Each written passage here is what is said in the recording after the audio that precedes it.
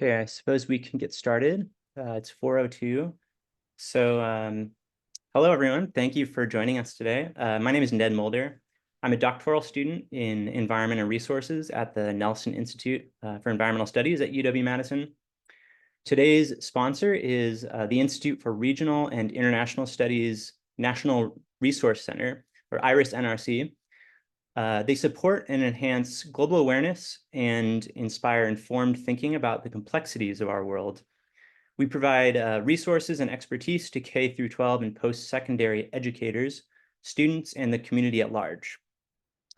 Special thanks to this event's co-sponsors, the Nelson Institute for Environmental Studies, the Latin American, Caribbean, and Iberian Studies program, and the Geography Department at UW-Madison.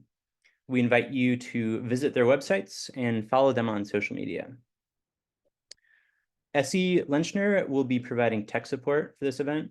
So if you have any challenges, please use the chat function to contact her. We will be recording today's event and sharing the link in a post-event email. You will only show on the recording if your microphone is turned on to speak. Please enter any questions in the chat for the Q&A portion that will be during the last 15 minutes of this event. The University of Wisconsin-Madison occupies ancestral Ho-Chunk land, a place their nation has called Dejope since time immemorial. In an 1832 treaty, the Ho-Chunk were forced to cede this territory. Decades of ethnic cleansing followed when both the federal and state government repeatedly but unsuccessfully sought to forcibly remove the Ho-Chunk from Wisconsin. This history of colonization informs our shared future of collaboration and innovation. Today, UW-Madison respects the inherent sovereignty of the Ho-Chunk Nation, along with the 11 other First Nations of Wisconsin. So our guest today is Julie Michelle Klinger. Julie Michelle Klinger holds a PhD in geography from the University of University of California, Berkeley. She is an associate professor in the Department of Geography and Spatial Sciences at the University of Delaware and faculty in the Minerals, Materials, and Society program. Klinger is the author of Rare Earth Frontiers, From Subterranean Soils to Lunar Landscapes from Cornell University Press. In it, she examines the global geography of rare earth prospecting and mining, with a special emphasis on the development and geopolitics of resource frontiers in Brazil, China, and outer space. Klinger has also authored articles and commentaries on China-Brazil relations, China's global integration, the environmental and security politics of rare earths, and contemporary outer space politics. As a geographer, Julie Klinger's research emphasizes in-depth fieldwork to examine the processes through which resource frontiers are produced at local and global scales. She has worked extensively in rural and frontier regions in Brazil and China over the past decade to examine the gaps between international policy and local practice. She is committed to fostering international research collaboration. So please welcome Dr. Julie Michelle Klinger. Thank you so much. Thank you to IRIS NRC. Thank you to Essie. Thank you to Ned and Stephen and the various sponsors that made this event possible. And most of all, thank you to all of you who have decided to tune in. I'm deeply honored that you are interested in the book, and I hope today that you can take away some ideas that, I don't know, maybe inspire further collaboration, or at the very least, co-thinking, or a kind of deeper appreciation for the role of these materials and how in our everyday lives and how they link us to people and places in many different parts of the world. So a question that I often get when folks read my book is what now or what next? And this really informs the talk that I've prepared to tell you a little bit, not just about the book, but I think about how it might help us think differently and in a more empowered sense about rare earths and other so-called critical minerals or materials. So in about 25 minutes or less, we'll cover persistent myths, some policy challenges, and I'll highlight some possible pathways forward. So this is the book. It's based on 5 years of in-depth field research and mixed methods research in China, the US, Brazil, and Germany. And one of the key findings here is that resource extraction is inseparable from the politics of sacrifice. But I do think that we can change this. And it's this conviction that has been the basis of my ongoing policy work to support sustainable rare earth sourcing, but also to rethink modes of resource acquisition, consumption, and discard beyond rare earth elements as well. So I'm going to go ahead and skip the basic description of what rare earth elements are. But of course, if anyone needs that, feel free in the Q&A and I'll be happy to deliver that. This is a map that shows the sites that I researched, either as primary field sites, places where I conducted interviews or archival research, or other sites that I examined in the text using as many different means as I could without actually going there. And so that includes Greenland, the moon, and Afghanistan. And I was able to do this in-depth research, especially in Brazil and China, because I already possessed linguistic and cultural fluency in both Mandarin Chinese as well as Portuguese. And I acquired that through living in China for a total of 5 years over a 10-year period, and developed facility in the dialects spoken in my primary research sites. And the same similar things can be said for Brazil. By the time I had completed the research for this book, I had spent about a total of 3 years of my life in Brazil. And in both of these places, I ended up there for reasons that initially didn't have anything to do with the book. So if any of you have questions about how it all came together from kind of a personal biographical standpoint, I'm happy to talk about how growing up in the Midwest, not too far from here in Northern Illinois on a farm, eventually took incubated questions that took me around the world. Some other relevant work. These are just some grants that I'm using to look at materials beyond rare earth elements, but are important for a host of particularly renewable energy technologies, but also many others. And I am a U.S. delegate to the International Standards Organization Technical Committee on Rare Earth Transparency, Traceability, and Sustainability. So here's what you can expect: a whirlwind tour through 7 persistent myths. We'll talk through some challenges and implications of those myths, and I'll dare to put forward some possible steps that we can take. I think the first one is that rare earth elements are not rare, right? This is a misnomer that's been lamented since 1907, and it's based on dangerous assumptions that are geopolitically charged, right? The idea here is that one of them being that China mines the most because China has the most, that rare earth elements are scarce, which means they will be subject to war and conflict, and that they can only be obtained at great cost. So great sacrifices are justifiable. And also that they're concentrated in emerging economies. And this is a really potent trope in pop culture and commentary, and unfortunately, ever more policy. And I think actually a lot of this is shaped by popular culture. This is a screen grab from Avatar, which came out in 2009, and at the time was the highest grossing film of all time. More people had seen this film than any other film, and I guess from the theater standpoint, based on box office sales, than any other film in history. And then shortly thereafter, a rare earth crisis emerged, right? But I think that the logic of resource acquisition and scarcity that's put forth in this film actually shaped policy and public commentary in a number of interesting ways. But here's the thing: if rare earth elements are rare, then what options does that leave us, really? To mine the moon, to dig up the Amazon, to charge into war-torn regions, to take an East India Company approach to Afghanistan, to destroy biodiversity hotspots, dig under the Greenland ice sheet, or scrape up the ocean floor. But here's the thing: rare earth elements are not rare. There are many different known deposits. These are just some that have been documented by the USGS, and I'd like you to note the high prevalence in major consuming economies. But, and I'm showing this map here, which is a screenshot from the Climate Smart Mining report released by the World Bank in October 2019, which shows resources concentrated primarily in global South countries, right? And this kind of connects with this myth of rarity, right? If rare earths are managed to be rare and far away, then we in the global north can take a NIMBY approach to mineral resilience, which means sourcing them from elsewhere, right? There seem to be no critical materials in global north countries. And the report actually went so far as to say that many of these materials for the energy transition will come from resource-rich developing countries and emerging economies. While that may be the case for a number of other reasons, it's not strictly a matter of geological determinism. This shows rather how rare earths and other critical elements are abundant in several destination markets. I think I'm showing you a lot of maps here because I think it's important to kind of visualize these things on a global scale. But I would like to offer a crucial caveat for our current context, which is characterized by climate crises, by showing you yet another map, which is a screen grab from an ongoing project to document the extent of native lands, whether traditional, recognized by treaty or other legal convention, or unceded.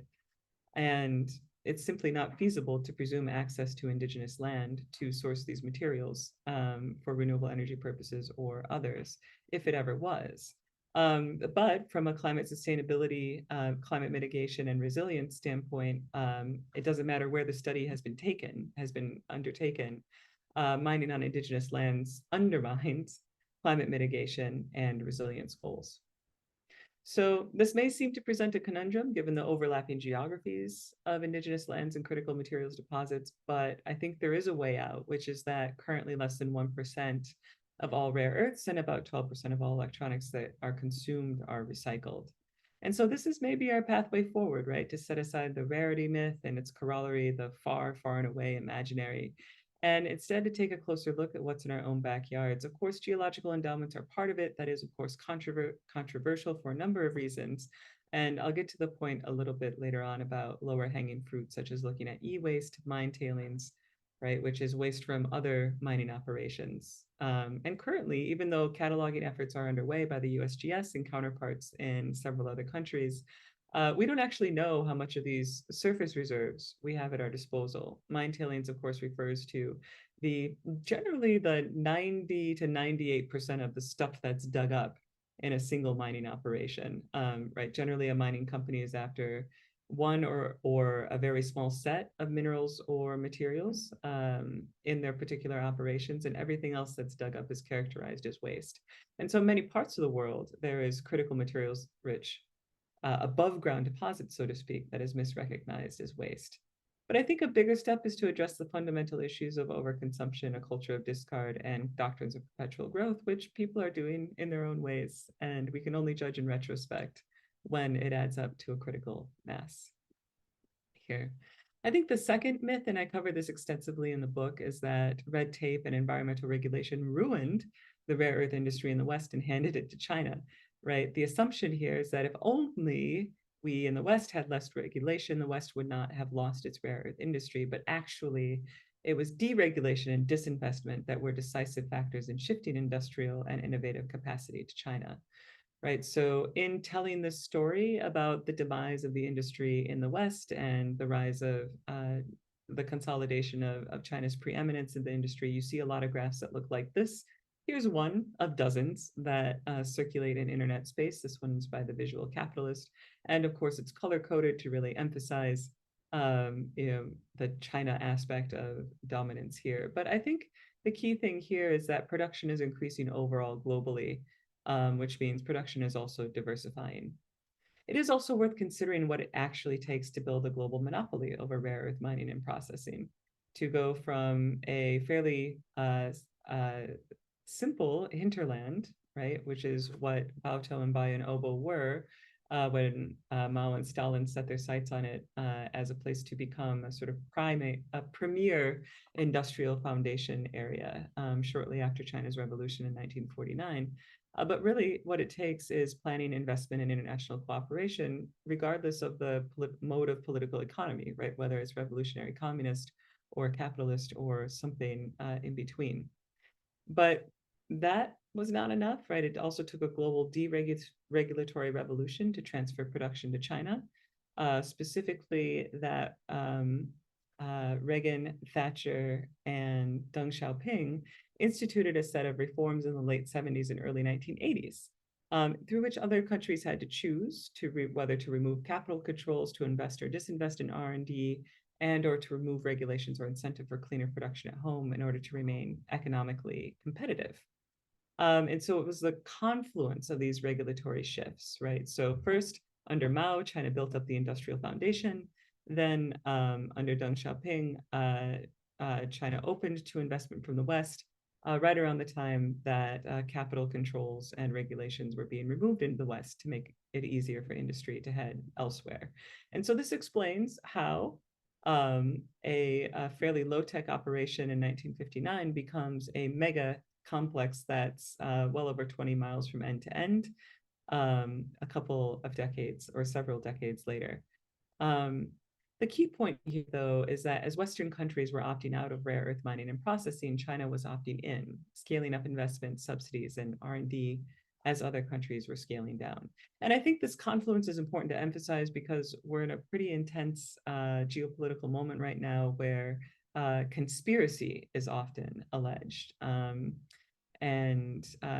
just simply was not the case. So step two, I think, in the pathway forward is a smarter re-regulation and reinvestment in domestic supply chain innovation and international collaboration. But a bigger step might be to address the kind of fundamental differences between the US and China's political economy of mineral extraction and acquisition, which is basically it boils down to a difference between use value and exchange value. So Western political economy treats minerals, of course, as a commodity valued primarily for the price that they fetch on the market, and this structures industrial operations and industrial geographies. Whereas within China, and this is also reflected to a significant extent in China's overseas operations, it's what the mineral commodity is actually useful for that dictates industrial organization and strategy. Although, of course, China's companies are also profit driven, profit motivated, and do have to remain solvent. I can come back to that in the Q&A if folks are interested. The third myth is that rare earth mining and processing is necessarily environmentally destructive. And this is a story that I've worked hard to correct since publishing my book, especially as I've seen my own research weaponized against the development of renewable energy technologies, which was certainly not my objective here. But the assumption behind this myth is that if rare earth mining is necessarily destructive, then we can also assume that someone somewhere has to bear the burden, that social and environmental safeguards are unrealistic, but actually it's the practice of mining with minimal regard for environmental protection or occupational health and safety that is destructive. And once this is stated, right, it actually seems pretty intuitive and obvious. But the effects of mining with minimal social and environmental safeguards, not only do they intensify and extensify significantly over time, but they endure far into the future in a way that is actually difficult to predict. So in my book, I talk about the geography of pollution in the rare earth capital of the world. A lot of the industrial processing takes place on the banks of the Yellow River, about 200 kilometers south of the Bayan Obo mine, because heavy industry does need water.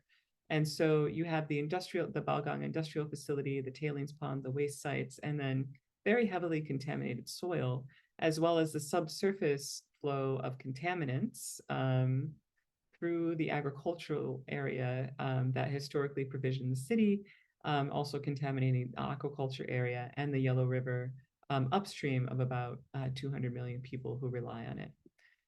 There's also some pretty disturbing ailments that result from this, including skeletal fluorosis, long tooth disease, which manifests in livestock, and then acute and chronic arsenic toxicity, which damages multiple organ systems, but is also visibly apparent and lesions in skin and teeth. And I would say that in the 21st century, that this is a rather preposterous price to pay for mineral security, right? There's nothing innovative about the wholesale destruction of landscapes and lives, even in the name of critical material security. And I think it's quite important to avoid recreating this elsewhere, while also supporting China's ongoing cleanup efforts. And this is something I continue to advocate for in my policy work and engagement with policymakers. So I think sorry, I'm losing track of my steps here. Let's go back here. Bear with me here. There we are. And by supporting China's cleanup efforts, I mean like very real efforts on the ground on the part of dedicated environmental monitoring and compliance officials to actually clean up one industry, one site at a time. This transformation was starting to occur when I was doing the research that informed the book. In 2013, local environmental officials told me that after years of it kind of being a joke of them issuing tickets or fines to polluting industries, which of course were never paid or honored, at some point in 2012, early 2013, companies started just paying their fines, right? And this was a little bit of a mystery at the time, but in retrospect, it's possible to see that this was maybe the advent of the operationalization of the ecological civilization policy mandate put forth by the central government. There we go. And this was also evident in the abandonment of or shutting down of small scale mines that were difficult to regulate or weren't or were kind of outside of the state-owned enterprise umbrella. And so I saw a number of such facilities that had been closed down and abandoned during my field work there. So I think this is a really important area for collaboration, right? Because globally, there is a need for these materials. There are very real social and environmental harms that have been associated with their production, and also a strong shared conviction that mining needs to be not only more sustainable, but also socially and environmentally superior to ways that it's been done, and in many cases, in most cases, is still being done. So better standards do need to become kind of global practice. But the bigger step would be to identify and mobilize the required public investments to make this a reality. There are a number of organizations that are working on this. The public kind of intergovernmental organization is the ISO. Of course, its standards are entirely voluntary. And then from a private industry standpoint, there's the Rare Earth Industry Association that is headquartered in Brussels, and I'm happy to talk more about both if there are questions. Returning to a point in the book that kind of set off the charged geopolitical context around rare earth elements is this myth that China embargoed rare earth elements in 2010. So the narrative goes like this. The Chinese government ordered the embargo of rare earth shipments to Japan. This was reinforced by media coverage. It's since been treated as accepted fact. So yes, shipments were disrupted from at least one port in Eastern, and about 1/3 of Japan's ports reported a disruption. Ostensibly, this was over a dispute over islands in the East China Sea. But no, this was not actually a calculated move by the central government. Local initiative was key. And also, words matter here. An embargo is an official act undertaken during a time of war, and this was neither official nor did it occur during a time of war. But the headlines told a very different story, right? China was holding the world hostage. It was, heading us into like the next oil conflicts, the new opium war, etc. And it was represented as a sort of bold move by Beijing. And we've seen the same alarmist headlines for well over a decade now. And this has encouraged plenty of make-believe, right? So this has emerged as a plot device in first-person shooter video games, as plot devices in House of Cards and Archer, and in many novels that have been released in the past decade plus. And so it's become a kind of truth. But actually, in my research, which I detail in the book, in interviewing port workers and port officials, they were pissed that that the central government appeared to not be taking sufficiently aggressive action with respect to Japan's actions concerning those disputed islands in the East China Sea. And so they decided to take matters into their own hands, using the means that they had at their disposal, which was simply to subject outbound ships for Japan to very rigorous inspections, which meant holding things up. And it turns out that several of these ships were bearing rare earth elements. But as far as it being calculated or a resource conspiracy, I am always open to being proven wrong, but I didn't encounter any evidence that suggested that there was anything like that going on. So I think the next pathway forward here is to focus on the points of ongoing collaboration between people from the US and people from China in science, industry, and policy.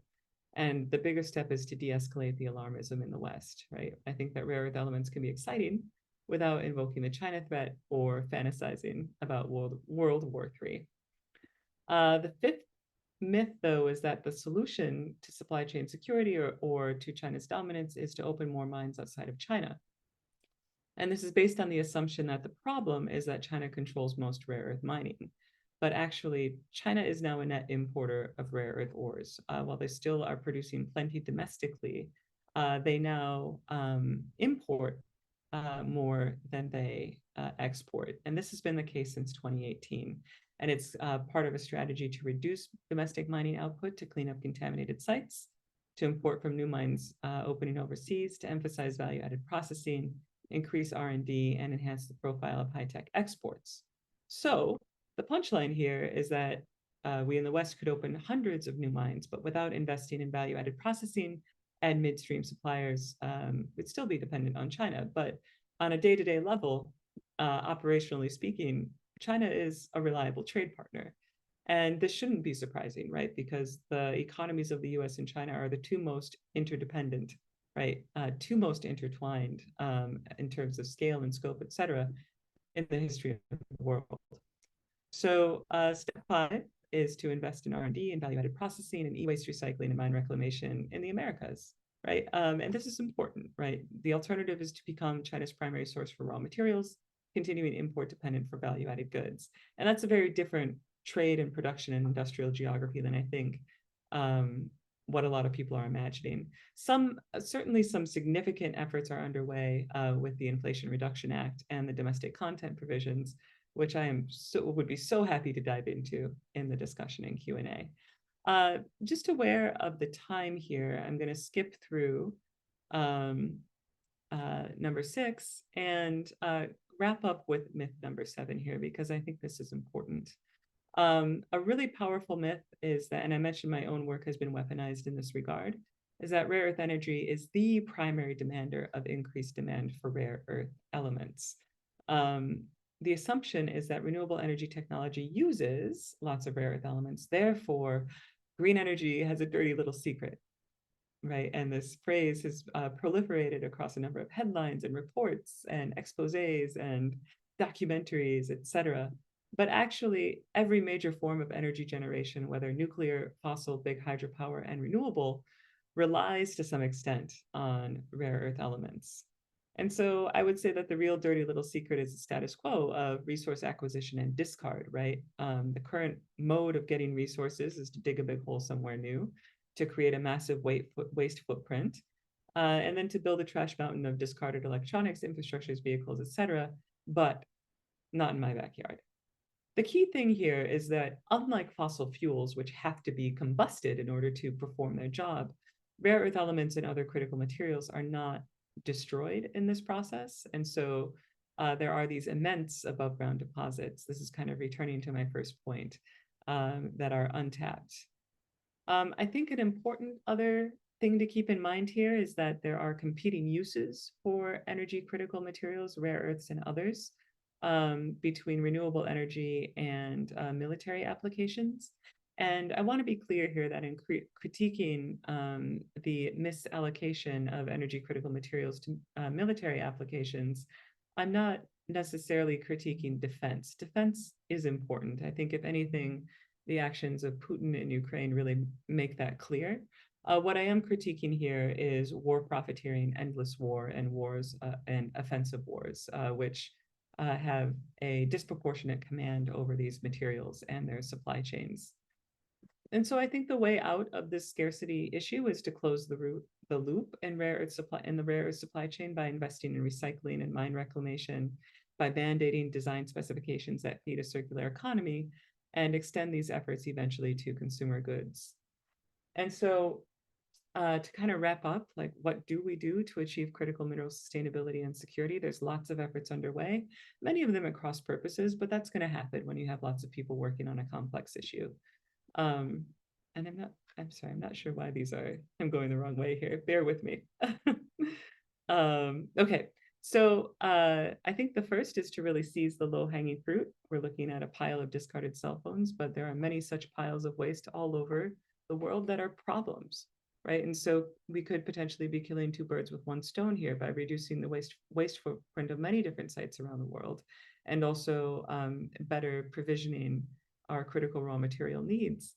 without digging new holes in the ground. And the other is, of course, to prevent their misallocation for destructive purposes to end war. So I will stop with that. And I look very much forward to your questions, thoughts, reflections, provocations. Thank you.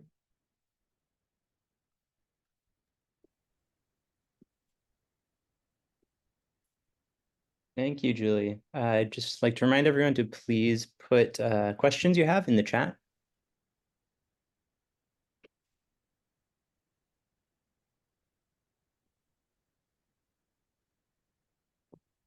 And I guess if we want to get started, I would love to hear about the relevance of the Inflation Reduction Act and potentially, any other changes that have happened since the book was published. Is the sort of global geopolitical situation changed? Is it leaning more in the right direction, or are there certain policies that look promising or less so? I'd love to hear more about that. Yeah, thank you for those questions. The Inflation Reduction Act is a big sprawling piece of legislation, but it does have several provisions that directly speak to many of the things that I've been advocating for quite some time. Of course, and not quite how I would like it, but that's just, how it goes. That's why policy engagement is an ongoing process. One of them is what's called a domestic content provision. So if it's a component for an EV or a different application, a certain percentage of that component has to come from domestic US sources. And so this is kind of the regulatory constraint that is intended to stimulate or support ongoing efforts to onshore or reshore manufacturing and heavier industry in the US. This, of course, has proven to be really quite challenging. And so there have been all sorts of measures to afford things like most favored nation status to allies, such that a company or an industry that's operating in that country will be treated as though it is on US soil for the purposes of meeting the domestic content provisions, right? Which is a very interesting thing. And so now there's all of this shuffling and reshuffling and dealings and what have you, as governments and industries kind of jockey to be able to continue to have access to not only the US market, but also other benefits within the IRA. But the political climate in China and the US and between the two countries certainly hasn't improved since I wrote the book. And in fact, in many ways, I really don't think it would be possible for me to do this research now.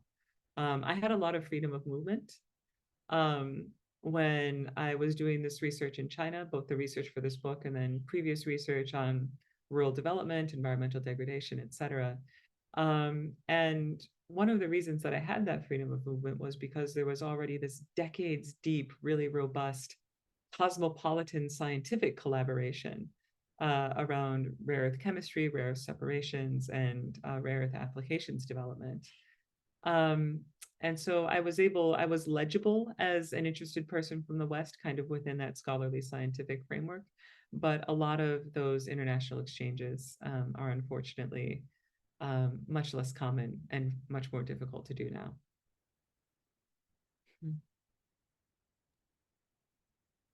So it looks like we have a couple more questions in the chat so far. The first one, could you clarify your view on permitting new rare earth mines in the US? Oh yeah. So this is a really interesting thing, right?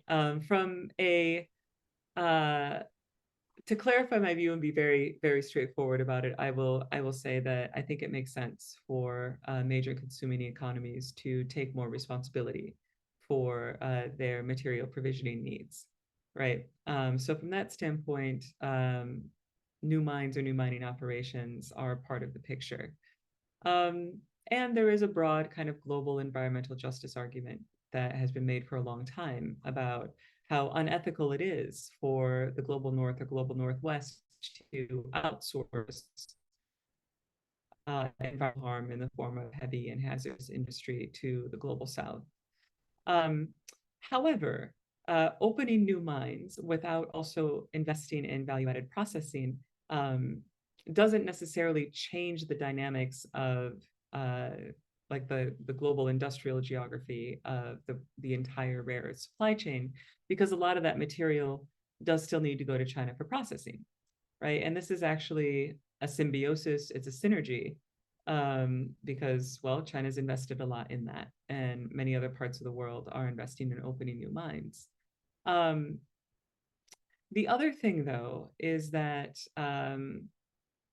rare earth elements are part of this broader set, or they're included, many of them are included in critical minerals or critical materials, critical raw materials lists that are now eligible for fast tracking permitting. And it's called cutting the green tape, being exempt from a lot of the maybe more intensive parts of the permitting process that are nevertheless important for social and environmental protection.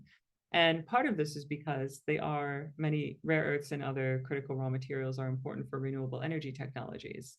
However, there are many other uses for rare earth elements and other critical raw materials besides renewable energy applications. Just to give you an example, one of the primary reasons that rare earths were imported into the United States up until about 5 years ago was for use in petrochemical industry, for petroleum refining.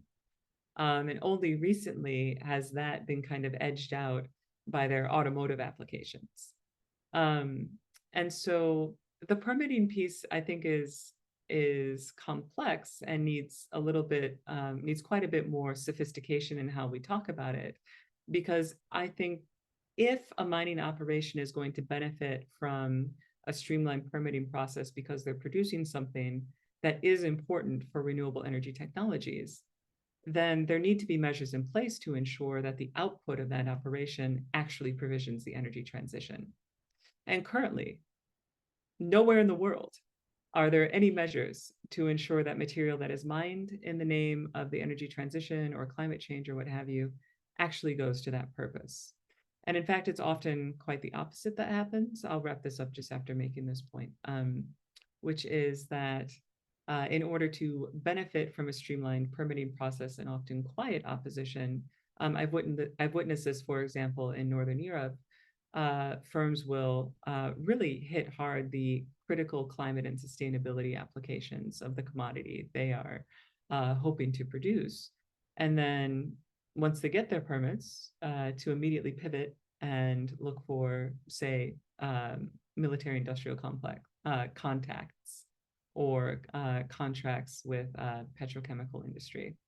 And from a certain standpoint, this is understandable, right? If you're a junior mining company, you need that big, large-scale initial offtake agreement in order to show your investors and show your creditors that you've made it, right? That you're a viable entity.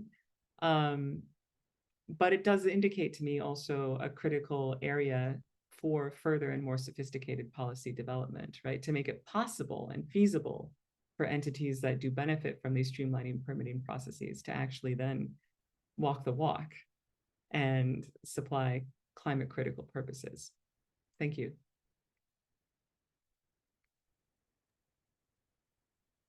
Great. So we have a few more. The next one is it's about rare earth and critical minerals, in quotes.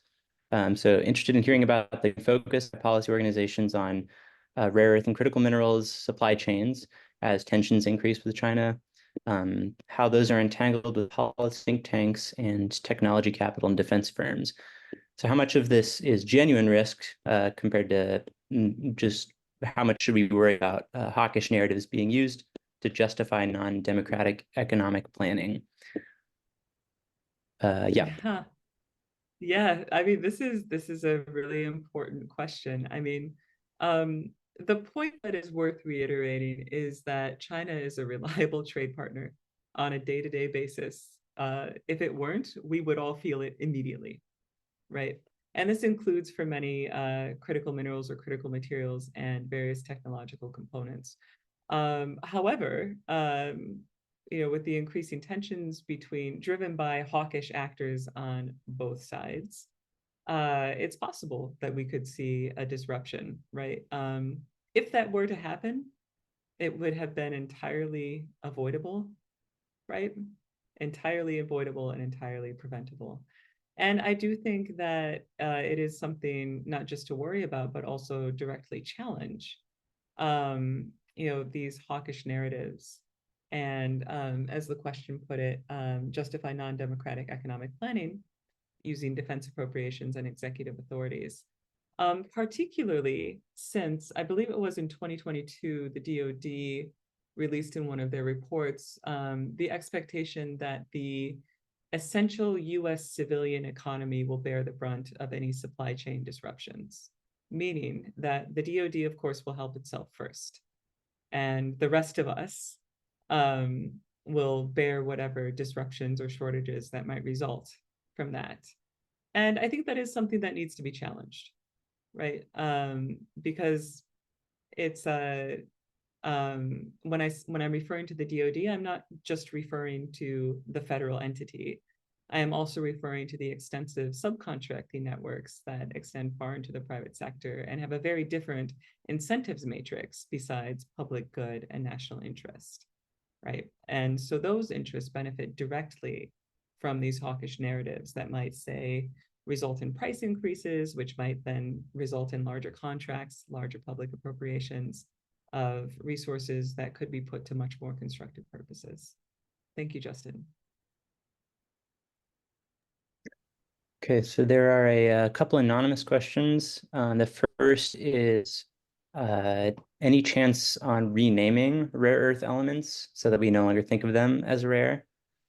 And then the second is about is there an untapped business opportunity for electronics and rare earth recycling in the US?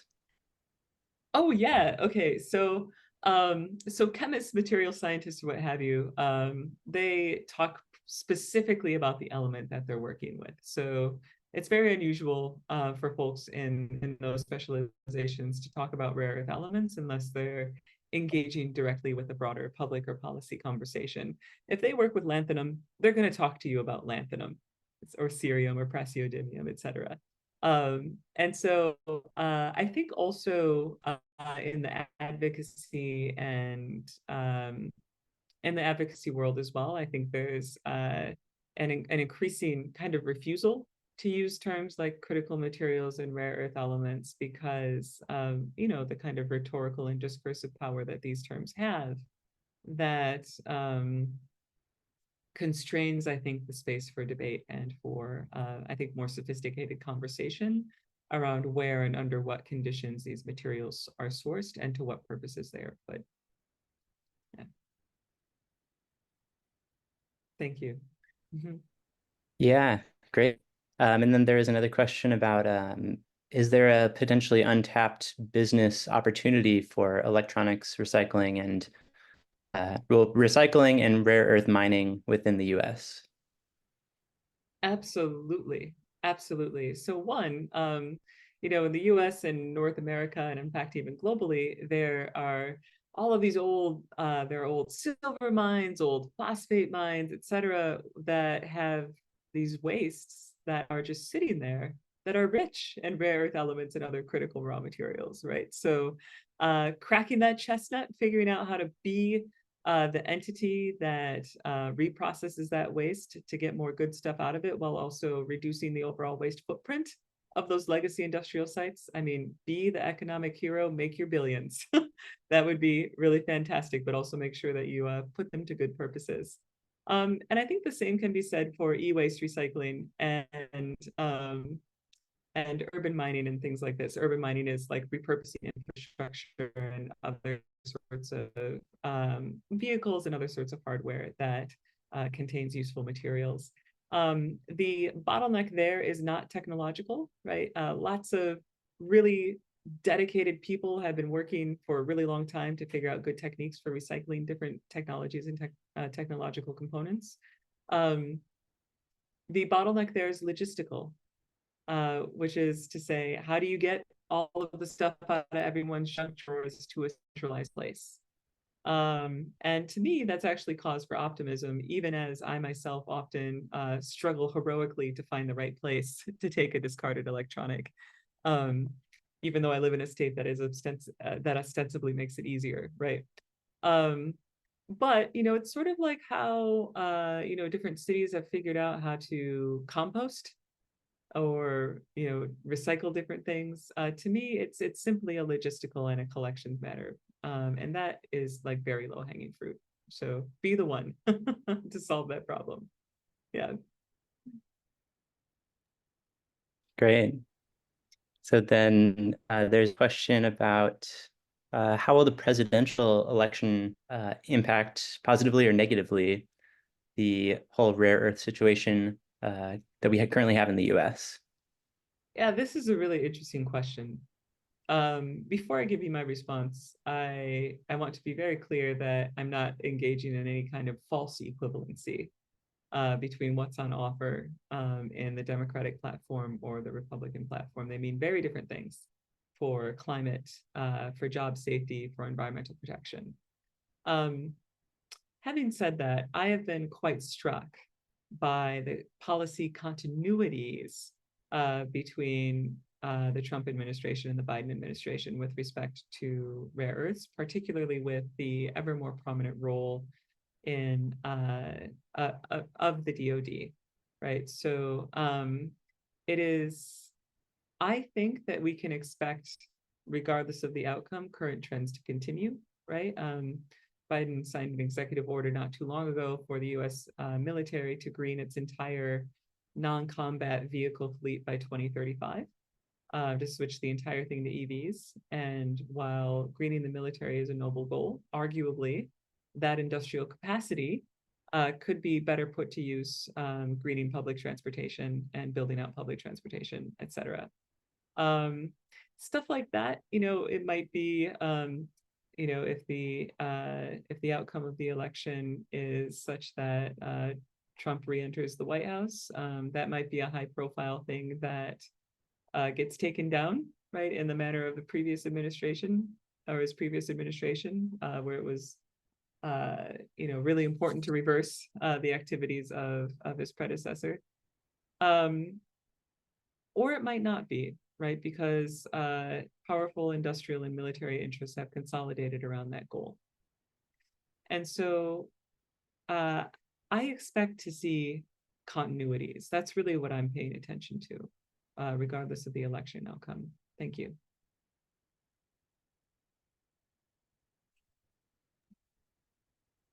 Okay, then I think this might be the final question that's in the chat so far.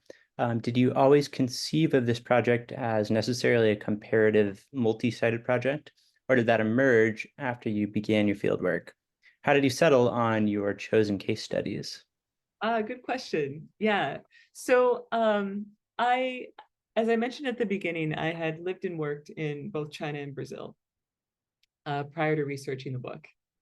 And coming from the upper Midwest, my family, conventional corn and soy farming family, was experiencing firsthand the effects of a deepening agricultural commodity trade relationship between Brazil and China.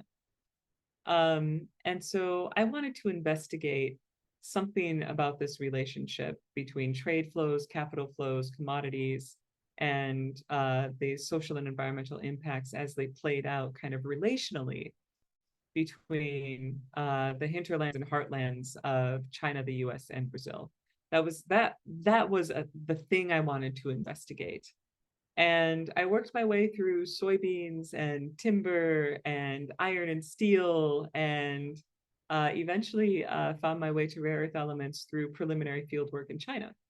And so, and it turned out that there was also a kind of triangular story that I could tell using rare earth elements, although at the time that the question found me, I had no idea just how significant of a choice that would be, right? Because for me at the time, and if any of you are in your kind of project design phase or have been there before, you know that once you work out the framework, you really love the framework. Like the framework and the approach was what was most important to me until I really began to dive into the particulars of rare earth elements and the history of their industrial development. And so the case sites emerged, right, as I followed the question of, one, how did global production come to concentrate in China? And then what were the social and environmental effects of that? And then how did China's responses to the social and environmental effects then ramify across global space? And that's how the case studies emerged. So it was a case of like having the questions and then following them where they led, I guess. Thank you for that.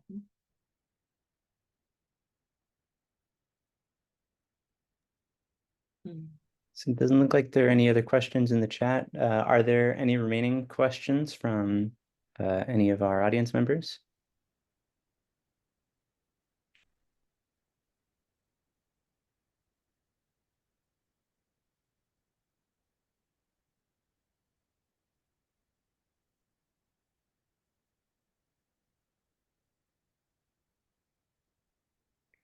And if not, we can just, oh wait, did we just get a message? Yeah, you can type your question in the chat or raise your hand. We have about 7 more minutes.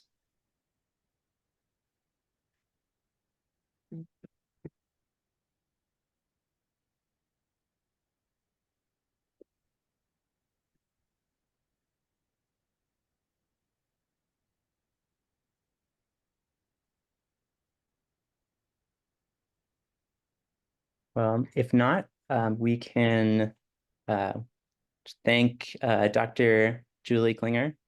Thank you so much for this presentation.